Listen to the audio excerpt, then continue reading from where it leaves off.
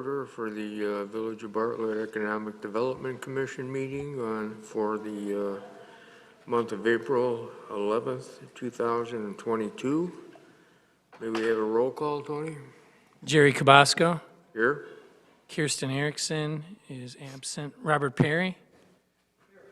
Tracy Smadilla. Here. Annette Gutenkopf. Joe Laporte is absent. Adam Lewinsky. Here. Michelle Hughes. Here. Robert Gorski. Here. Okay, great. Thank you. We have a quorum tonight. Next item for consideration would be the approval of the previous meeting minutes on February 14th, 2022.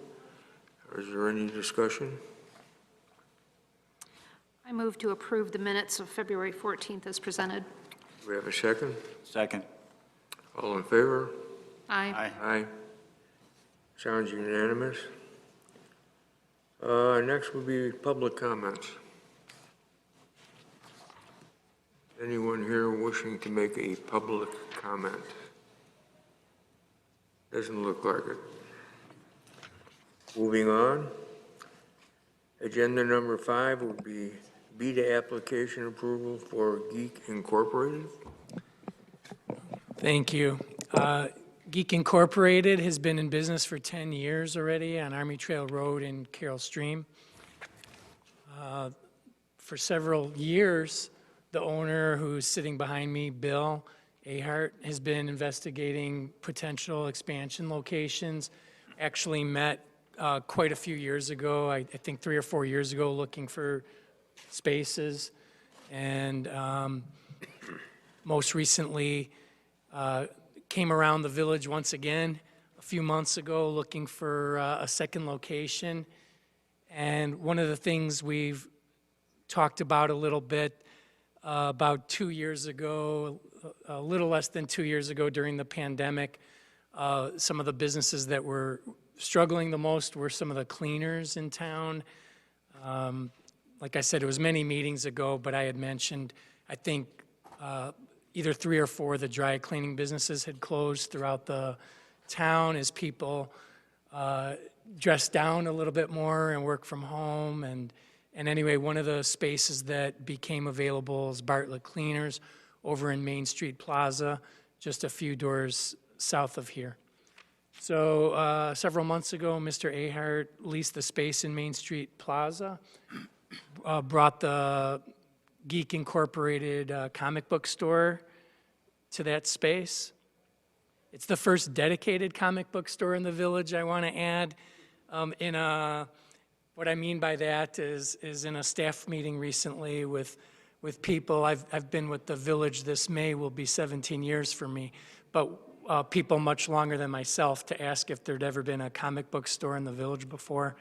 And what I learned and was told was there were Doc's Drug Store that had comic books and some other drug stores over the years. There have been some bookstores that have had a small number of comic books, but over here, Geek Incorporated is the first dedicated comic book store, at least that anybody on the village staff is aware of. Also, I should mention, in Main Street Plaza, this is the strip center with the still in it. Rebecca's Bakery, as you all know, is in there, but they'll be relocating. It's the only retailer in that strip. Bartlett Sports is there, but not.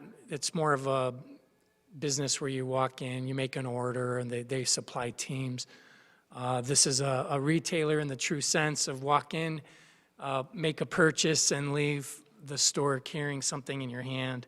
So besides comic books, also Geek Incorporated sells various games, gaming supplies, and collectible items. So the beta application right now, if you walk or drive south of here after the meeting, you'll still see that the Bartlett Cleaners sign is there.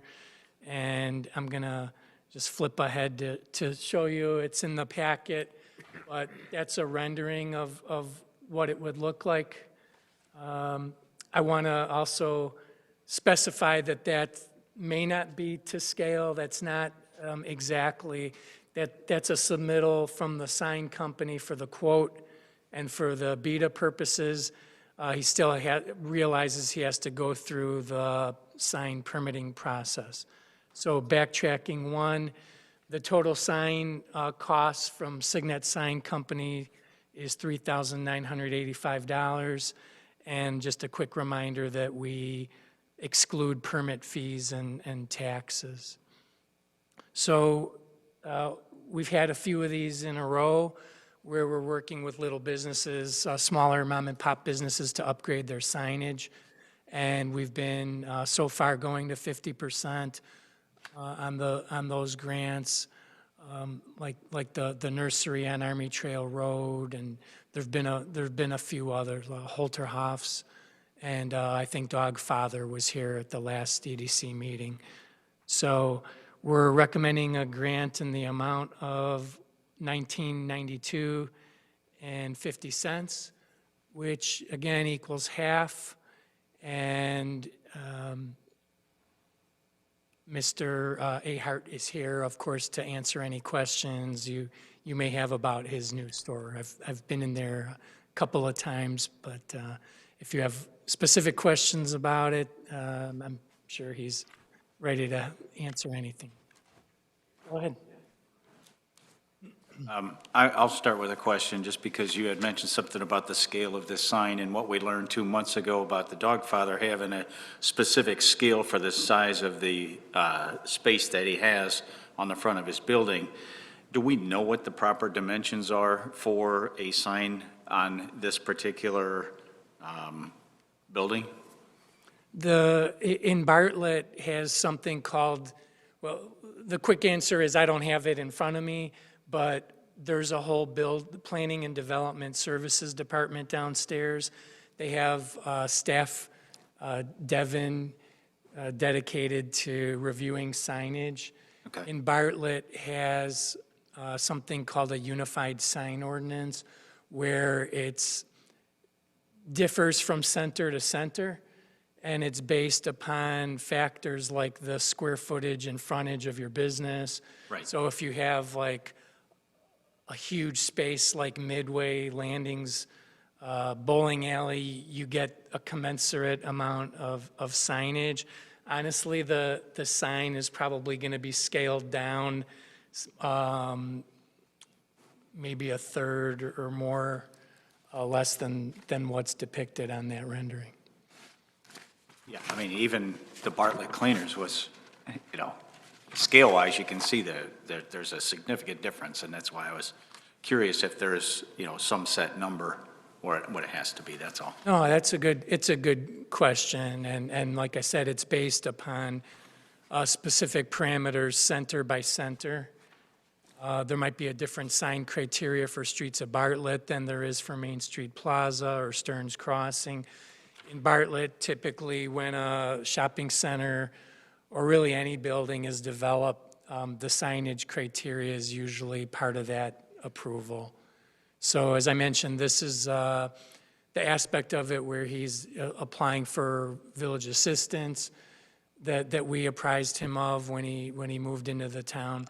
But this isn't, if you decide to forward a recommendation on the BETA grant, does not equal approving this sign as depicted. That will still go through staff review. Understood. Welcome, Mr. Ahart. I love Thank comic you. books. I've been a fan all my life. Wonderful. My first question for my husband was, do you have any vintage Superman? So, We actually, for Superman, currently have back to the 1940s. well, he'll be happy. So I'm going to just kind of piggyback onto what Commissioner Gorski said, and again, because there's no real information on the square footage of the sign, I'm kind of struggling with, is that actually going to be the accurate cost?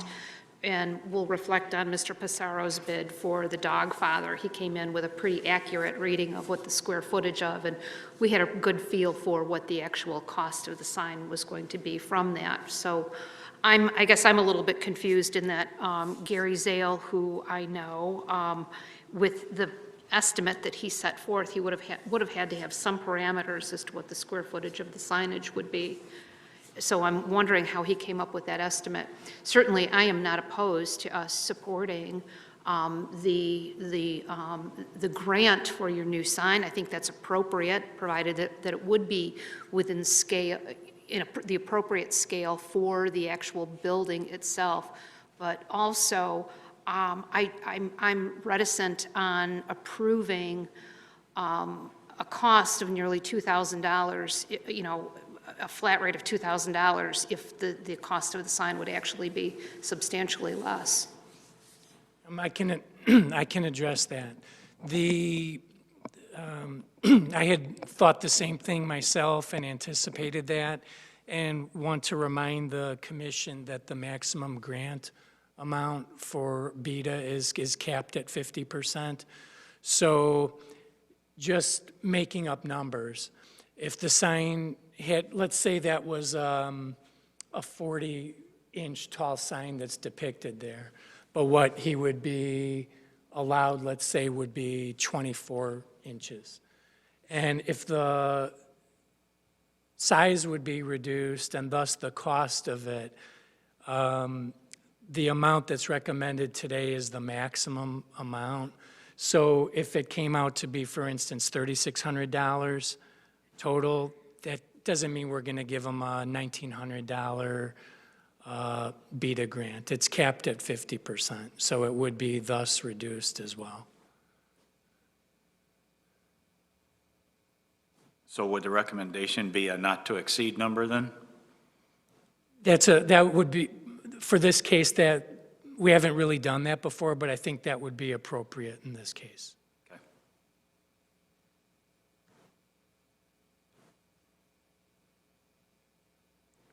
Well, Mr. Ahart, I think that you would see our commitment to supporting our small businesses, and we've had a really great success rate with extending these grants, but,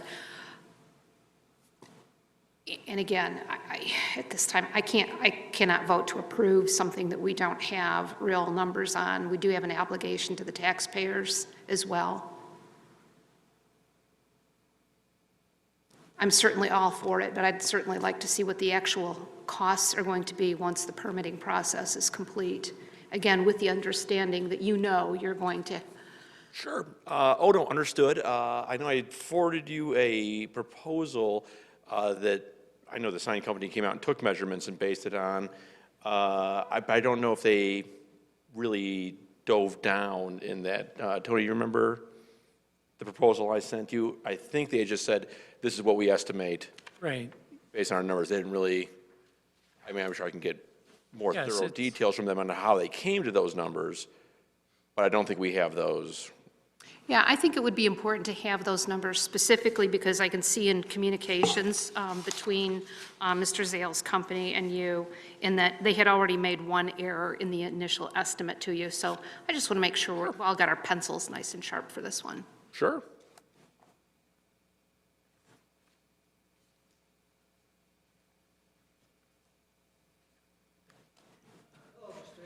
Hello. Thanks for coming in, meeting the commissioners tonight. Thank you for having me. I just have a question or two. First question is, what are your hours? We are open on weekdays from noon to 7, Saturdays from 11 to 7, Sundays from noon to 5. Is it my understanding that you have what you call antique books? Yes, currently the oldest we have goes back to the 1920s. It's a Mutt and Jeff from 1921. Might be the only one here that could remember Jeff. They were fun books, not worth a whole lot, unfortunately. Not a lot of, yeah, and I think you hit the nail on the head there. Not a lot of kids nowadays really shopping for it, but it's a neat oddity. Okay, thank you very much. Of course.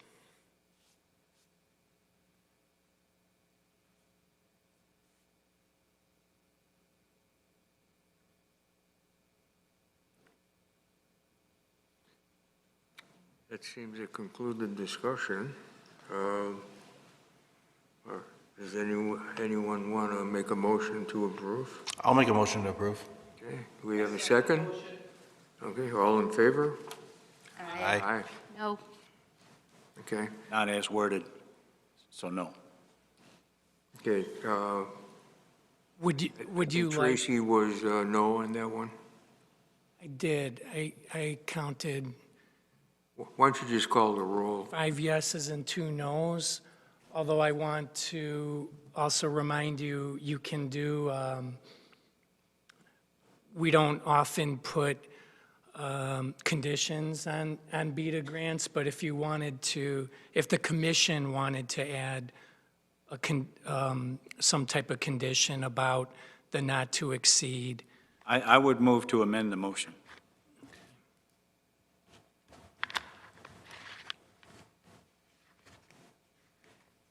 Well, they won't write a check until he gives the receipt that he's paid anyway. it's, Wouldn't exceed 50%. yeah, no matter what, yeah. And if already we know this is bigger than it's going to be, it would only go down. But that certainly wouldn't preclude a bill to still come in at 1992. It's, and I'm just reflecting upon earlier communications where there had already been one error in their accounting on it. I'm certainly supportive of this, but again, I think we are obliged to know precisely what we're voting on because these are taxpayer dollars.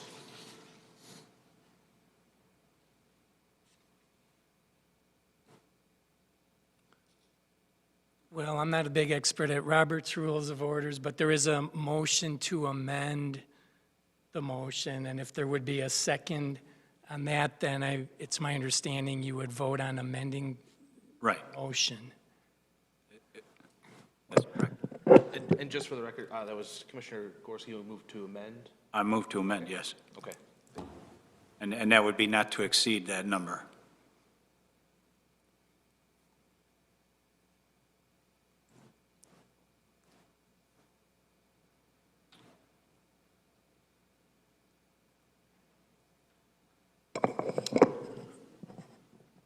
We have a motion that the sign will not exceed the current number, is that it? Right, right. So right now, what's on the floor is the motion to approve the BETA grant not to exceed 1992.50. Okay. I'll make a motion to amend my own motion here. I'm fine with that. So you seconded. Sure. So now we're, It's gonna go down anyways.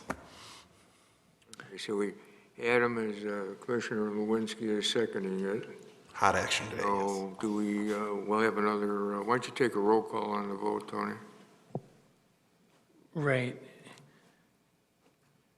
This is a vote to amend the motion. Jerry Cabasco, Yes. Tracy Smadilla, Abstain. Adam Lewinsky, Yes. Nanette Gutenkopf. Robert Perry. Robert Gorski, yes. Michelle Hughes. Yes. Okay, so we had 5 ayes for amending the motion, 1 nay, and 1 abstain. So the motion right now is to approve the BETA grant. So that motion carries. And the current motion is to recommend a BETA grant in a amount not to exceed $1,992.50. Just to be clear, we already approved the first one, right? The first, what, the first motion? Yeah, Yes, that was just approved. okay. Yeah, So the first motion is amended then. right. Is that the case? Yes, the motion right now is, as it reads up there, a BETA grant not to exceed $1,992.50. Which is an amendment to the first motion that was approved. Correct. Correct. Yeah, we're just gonna vote on this now. Right. Point of order, the first motion did not carry, or it should not carry if you've inserted the condition for amendment to the original motion. I'm sorry, repeat that. The first motion would not have carried if you inserted a condition to amend the motion So the first motion that was voted upon, yeah.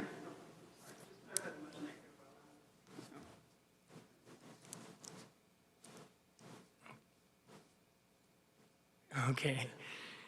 So to clarify the motion, the EDC is voting on is, as Commissioner Gorski and Lewinsky stated, approving a beta grant for the sign for Geek Incorporated in a not-to-exceed amount of $1,992.50.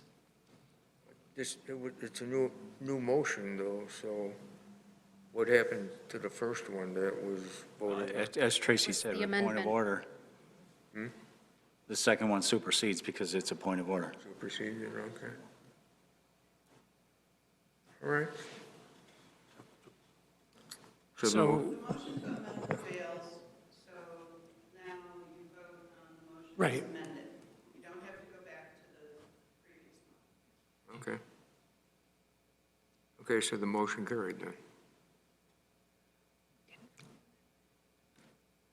okay. Mr. Gorski's motion carried, right? Again, point of order. Don't they have to Do not vote on call the roll motion? On the amended motion. No, that's the motion that's out there. The EDC still has to vote on that. Let's vote on it. Yes. Yeah, have a second. Okay. Thank you, Paula. Jerry Cabasco, Yes? Robert Perry, Amended version, the amended, Amended motion. not to exceed. not to exceed that amount that's on the screen. Okay. Nanette Gutenkopf? Michelle Hughes? Tracy Smadilla? Abstain. Abstain. Robert Gorski? Yes. And Adam Lewinsky? Yes. Okay, that motion carries. I didn't miss anybody. Okay, thank you. Okay, that motion carried. If the amount changes, if it's lowered due to a smaller sign, then it's limited. That's the maximum amount of a. Absolutely. Okay, Easy enough. thank you. Thank you. Welcome. Yeah, Thank you. thank you. Look forward to seeing you. And if I just could, real quick comment on how wonderfully pleased we are with the reception we've had in Bartlett. The community here is outstanding. Great, thank you. Pleasure to be here. Thank you.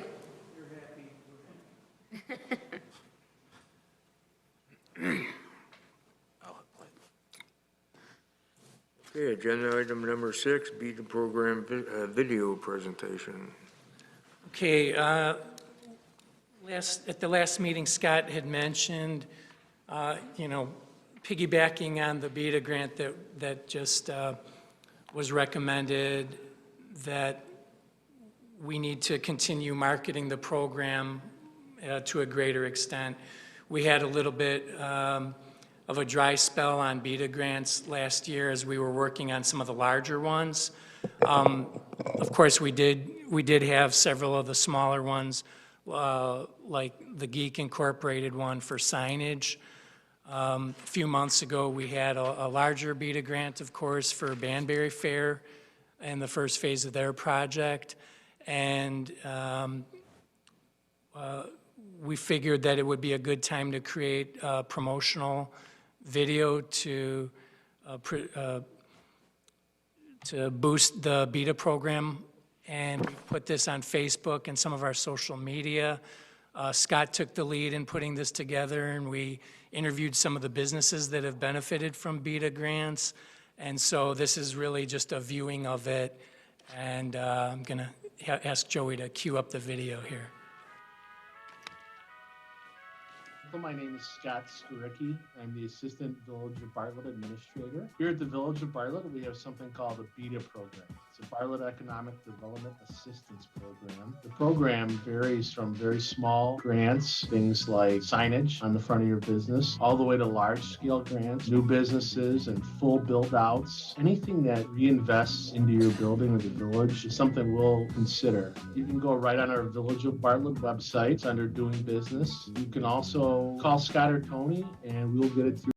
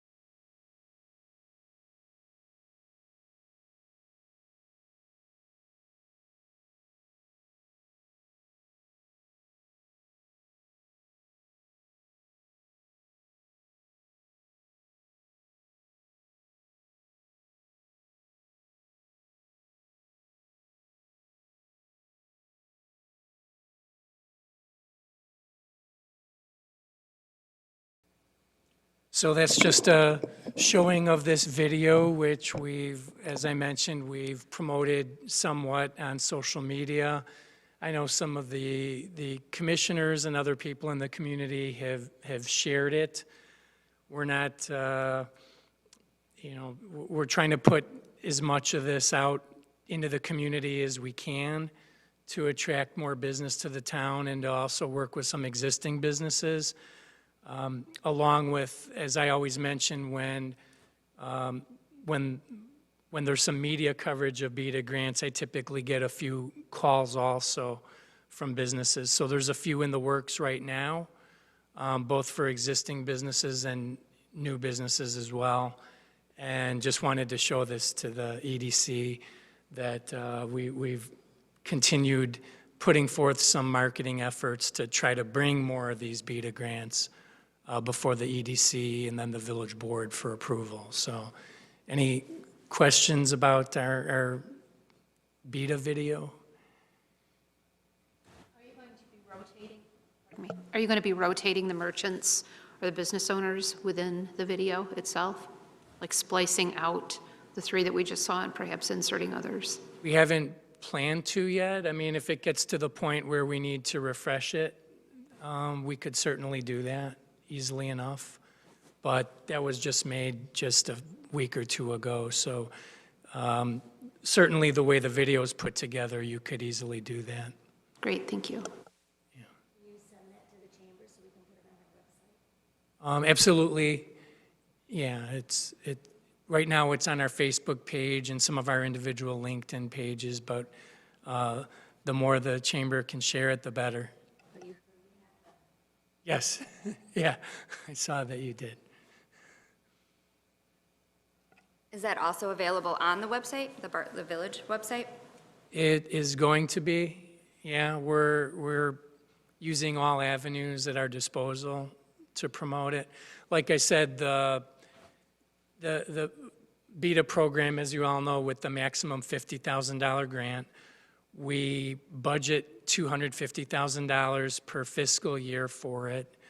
Our village's fiscal year starts May 1st. And just due to the nature of the program. For instance, I'm going to use the Banbury Fair BETA grant.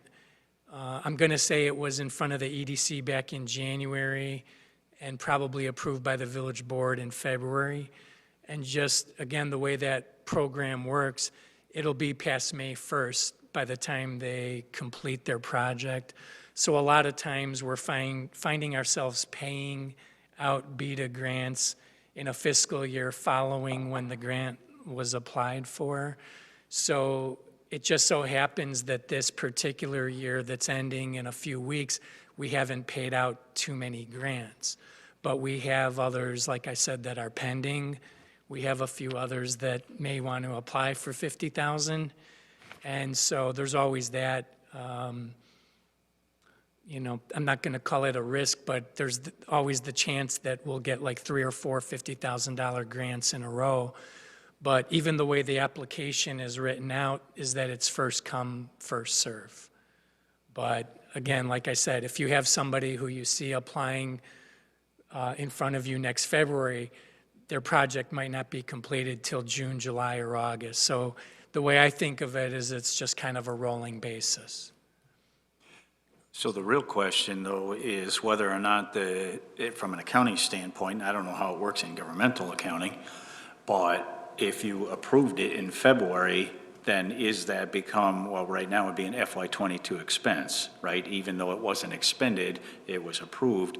If governmental accounting works that way, if it's more of a cash basis accounting, then it's, as the dollars go out, that's when you actually record the expense. The second one, yeah. If Okay. it gets paid out May 2nd, then it goes to that fiscal year that started the previous day. Okay. Yeah. I was going to ask about that. It deviates from your question about any questions about the video, but at any point, can you give the commission from time to time how we're doing versus budget? Because, you know, as folks have come in and we're, you know, wanting to support all our small businesses and whatnot, but if we're approaching the budget's limit, we have to know that. Of course, yeah. And I should mention this. We won't bring a BETA grant before you, and then, of course, this goes from the EDC to the committee of the whole for review, and then ultimately a village board vote. We wouldn't bring one before anybody that exceeds the budgeted amount. I mean, last year, really, I'm saying it was maybe just a few $1,000s paid out. It was a couple of signs. One of the businesses that got a small grant never, it was Trackside Diner, and they never even collected on it. So we've never really had that issue of approaching the budgeted limit. That's a challenge I would like to have. That was actually a second question I wrote down was, did anybody not follow through on a grant that was offered? Obviously, you just mentioned There have Trackside. been a few.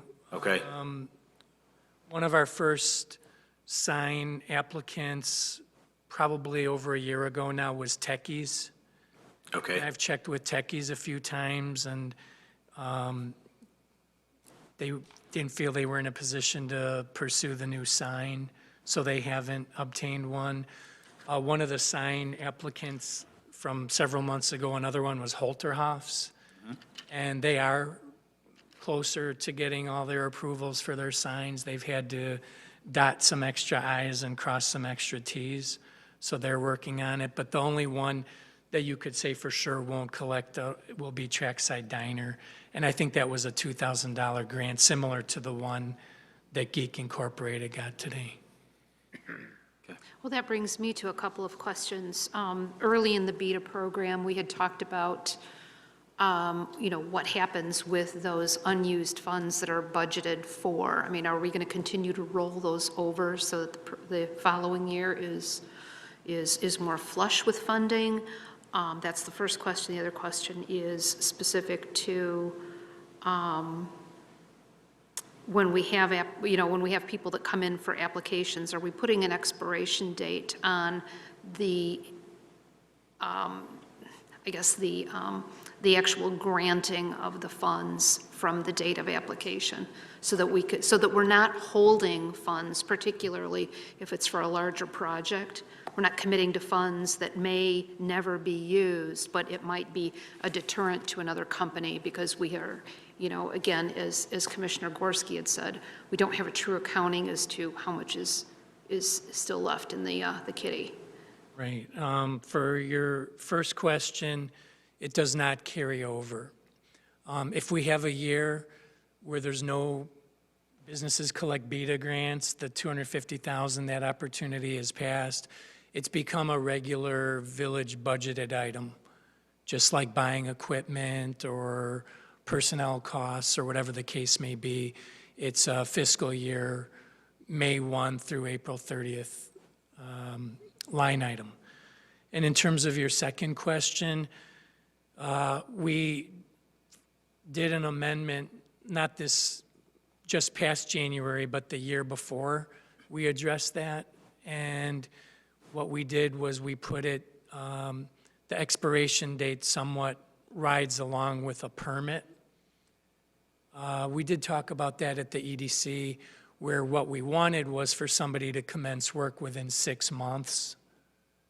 And then, once you get into the building process, sometimes it does become some discretion of a building department. There are some projects, say a full build-out of a new restaurant, that could extend beyond some period of time. What ends up happening in reality is it falls on me as the primary BETA staffer. For people who don't, it's part of my job description.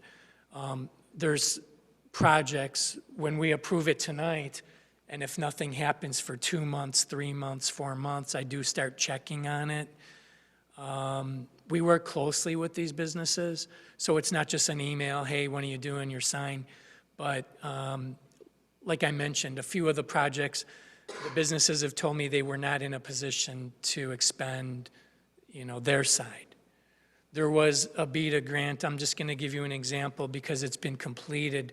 One of the earlier ones was for a little shop called Siri Indian Grocery, and the owner wanted to add a hot food bar, and it ended up needing a lot of the infrastructure that a restaurant would need, like a hood, like some pretty heavy-duty ovens and some grease traps, and he didn't start it, not even close, within 6 months. A year went by and he didn't start it. It became a building permit issue, but rather than telling him he had to go through the whole process again, we worked in conjunction with him and the building department. And I'm going to say kudos to the building department because they asked me if they should give more time on his permit, which I did urge them to do. It took a very long time. It took them close to 1.5 years just to get started.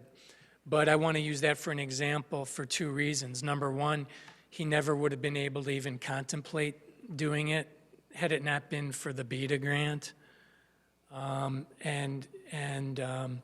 Working with him and giving him that latitude of a few extensions in writing, he was able to ultimately get around to it. Now, if somebody doesn't do a sign and it's $2,000 unaccounted for, we're not going to sweat that.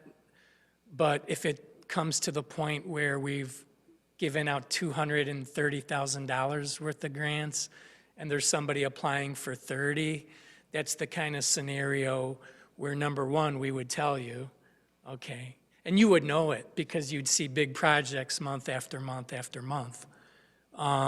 So I can assure you we're not going to bring you a BETA grant application that we can't fund or pay for. And even in a worst-case scenario, if somebody is before you in February and we're close to tapped out, which, like I said, would be a great scenario, we would probably tell them we wouldn't be funded till at least May 1st. The board has approved our funding request, I think 4 or 5 years that we've presented it, but we always even tell them it's subject to the village board approving that line item. So hopefully I answer your questions. I mean, No, I don't doubt the fidelity to the process of submitting BETA grant requests to the commission where there was a potential for them to be unfunded. For me, the question was, how long is somebody able to hold on to those funds before we say, hey, you haven't started this, you might want to reconsider reapplying? Probably would be about a year. Okay. Well, as I mentioned, we gave Siri Indian Grocery longer than a year. And then the other question, the flip side of that is, and it's just because Trackside Diner came up that kind of made me think of this, that they hadn't collected on it is good and bad. I mean, obviously, I don't know if they even bought the equipment that they had submitted a grant for. I believe it was outdoor dining I furniture. did, yeah.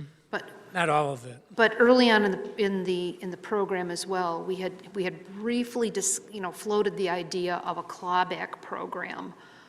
For example, there have been some large projects that we're funding, and I'm just going to use a restaurant as an example. So if somebody comes in and they want to open up a new restaurant, or they're refurbishing a restaurant equipment is expensive. So if a restaurant were to do that, they get the BETA grant, we've extended the maximum, which today I believe is $50,000, and they go belly up in 3 months, do we have an opportunity to claw that money back through the courts, or is there any provision? $50,000 is a lot of taxpayer money. It probably would boil down to the courts. I can tell you that when we put this program together and brought it to the board, that was something that was considered, and both staff and the board at the time made the decision not to try to make us like collection agents in that instance. I'm not going to sit here and say there's no risk involved with BETA grants. So many of them are to restaurants. As you've seen, they've mostly been restaurant grants, and restaurant industry, grant or not, is fraught with risk. It probably would end up being through a legal, we don't have a provision, a clawback provision within the program itself. Yeah, I don't want to sound like the arbiter of bad news or forbearing here, but I just think it's a real honest question to ask. It's a good question. One of the things that the village board added to the program that we didn't originally have in it is to include a business plan when it is a new venture. We won't ask a successful comic book store for a business plan to do a new sign, but if somebody comes in and buys a building and they're going to invest $500,000 and there's going to be a $50,000 BETA grant, that's the type of scenario where we'll at least want to have them put together a business plan. And like I said, ultimately, any grant program you make with businesses can have some risk attached to it. But by the same token, pretty much every community you would go to has some type of similar program. A lot of them are much larger amounts. A lot of them are tied to TIF districts.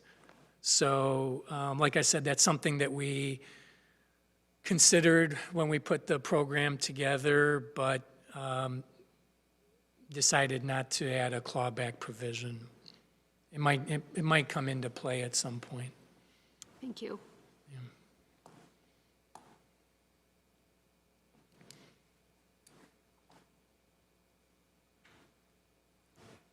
That appears to end our discussion on the BETA program. Moving on to the next agenda would be new business. Yes, thank you. In this case, with new business, I decided to make it a downtown update. Sometimes we just talk about the business park, and sometimes we just talk about Route 59. Probably not going to tell you tonight anything you haven't heard already, because I know you all have your ears to the ground, but I seem to recall being asked about when more brewing was going to start about 30 meetings in a row, and I'm pleased to say that most of you were there. I think we probably have an EDC quorum right there in that photo, and they did break ground, and if you drive by there tonight, you'll see some heavy equipment there. There's lots of reasons why it took as long as it did, but this project, despite all the rumors over the years, is a real project. It's happening. And no, I don't know the day they're going to finish it, but they have started. So that's a real project, and hopefully by the end of the year, we'll be talking about how much we love going to more brewing. Maybe we can all meet there one night. This is a building we talked about at our last meeting 2 months ago. What do you do with this building? What can we do with it? Who can go there? I can tell you, because I'm the staffer who probably met with at least a dozen potential users of that building. Some people pursued it a lot. Some people put it under contract. I did mention this at the February meeting. The cost to bring this up to code was just far too onerous and not cost-effective, even with a $50,000 BETA grant. I can tell you that I offered a $50,000 BETA grant to at least 4 businesses at this site. And as Commissioner Smadilla just brought up, we don't know what would have happened if a restaurant or store would have opened there. Of course, there would have been some risk. Mostly it was restaurants looking at it. I had some electronics type of stores. I had a woodworking type of business look at it, an e-bicycle shop.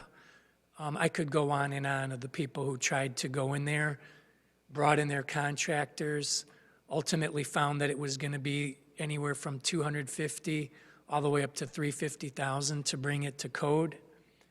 And this picture was just one I took a week ago, and now it's just flat. And even the half building that's shown there is gone. I've had a few inquiries about it, what I'm going to call kind of idle inquiries. Can I do this? Can I do that? We refer back to the zoning ordinance. It's a small site, but as you've all seen with more brewing and some other projects, the village has a new overlay downtown district, so theoretically somebody could build a building on a large portion of that lot. So first of all, they're not really marketing it yet, but I just wanted to bring that up to you as a building that we've all seen here as long as any of us have been in Bartlett. And unfortunately, it fell to ruin. It was not maintained. Village had it in court for the past 2 or 3 years for various violations, and the owner finally elected to demolish it rather than to bring it up to code. So I will let you all know. Maybe you'll see a broker sign go in front of it, whatever the case may be. I consider it a future development site. How is that site going to be zoned, though? Is it commercial? Yeah, yes, it's right in the middle of commercial zoning. And like I said, I've just had a few idle, I consider them kind of idle inquiries on it, because as you all know, building something ground up takes a while, lots of approvals, and probably some environmental assessments of that site as well, because as you all know, it was a fuel station for many years. One of the village's small homegrown businesses that you saw here about 2 years ago for a BETA grant, Rebecca's Cakes, has succeeded. The grant helped her a lot, as you saw her say in the video, and we worked with her for months trying to locate a storefront location.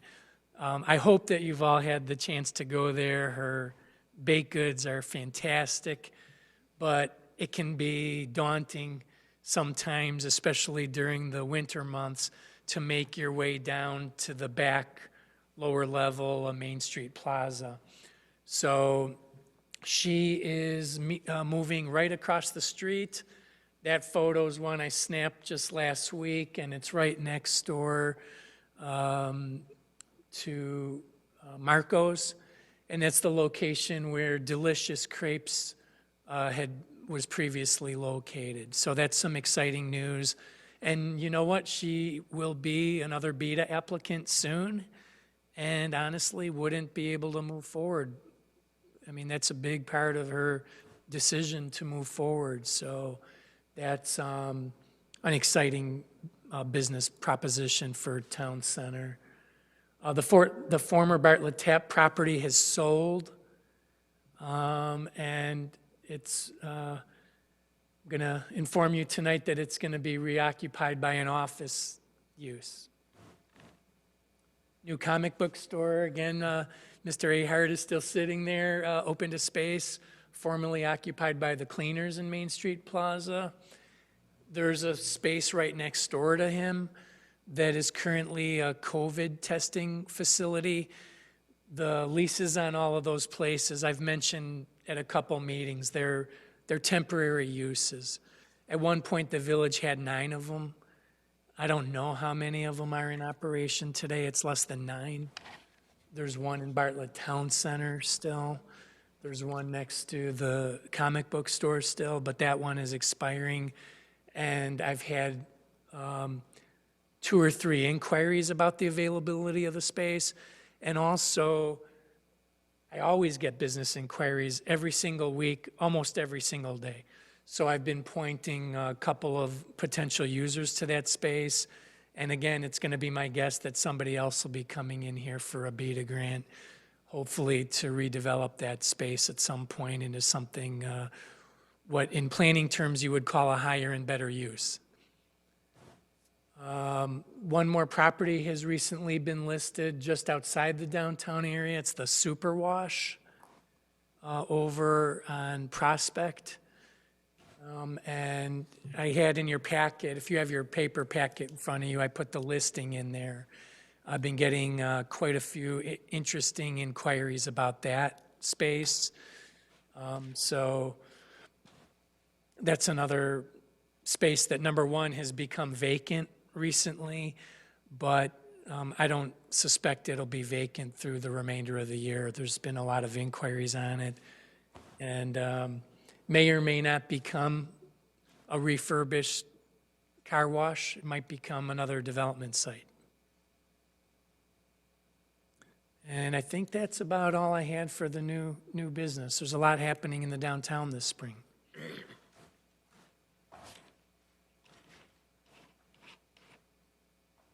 Any questions on any new developments?